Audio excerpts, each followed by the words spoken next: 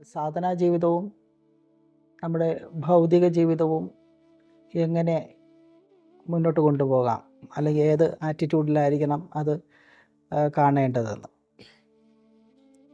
പലപ്പോഴും അതിൻ്റെ ഉത്തരം ഒറ്റവാക്കിൽ പറഞ്ഞിട്ടുള്ളത് ഭൗതിക ജീവിതവും ആധ്യാത്മിക ജീവിതവും എന്ന് പറയുന്ന രണ്ട് ഇല്ല എന്നുള്ളതാണ്. എന്തുകൊണ്ടാണ്? ഇത് രണ്ടും ചെയ്യുന്നത് നമ്മൾ തന്നെയാണ്. നമുക്ക് രണ്ട് കണ്ണുകളുണ്ട്, രണ്ട് കാഴ്ചയല്ല നമ്മൾ കാണുന്നത്. കണ്ണുകൾ ശരിക്കും പറഞ്ഞാൽ രണ്ട് കാഴ്ച കാണുന്നുണ്ട്, പക്ഷേ അത് ഒറ്റ കാഴ്ചയായിട്ടാണ് നമ്മൾ അത് അനുഭവിക്കുന്നതും നമ്മൾ കാണുന്നതും, അല്ലേ?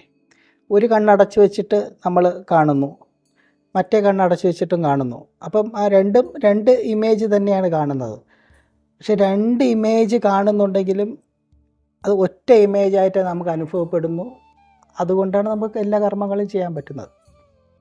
ആധ്യാത്മികത, ഭൗതികത എന്ന് പറയുന്ന രണ്ട് ഇല്ലാത്ത ഒറ്റ ഇമേജിൽ നമുക്ക് ചെയ്യുവാൻ സാധിക്കണമെന്നാണ്.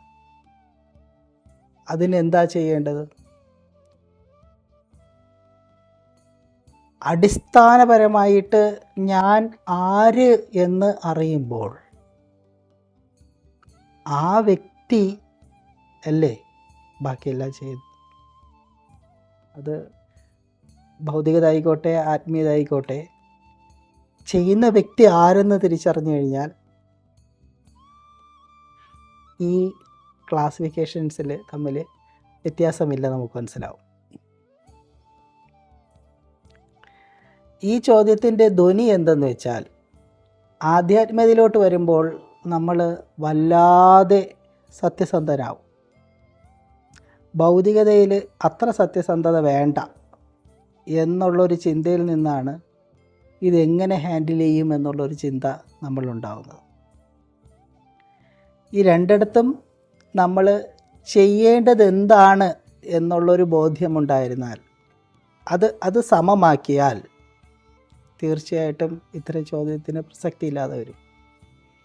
കാരണം ഒരു ധ്യാനസാധകനോട് പറയുന്നത് എന്താണ്? സദാ സാക്ഷിയായി നിലനിൽക്കുക എന്നല്ലേ.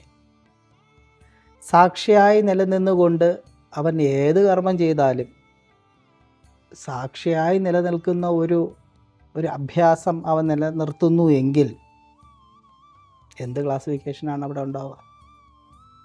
ഭൗതികതയെന്ന് ആധ്യാത്മികതയെന്ന്. അവൻ വർത്തിക്കേണ്ടത് സാക്ഷിയായിട്ടാണ്.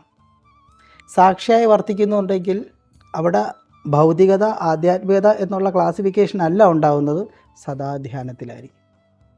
അവിടെ ധ്യാനം മാത്രമേ ഉള്ളൂ.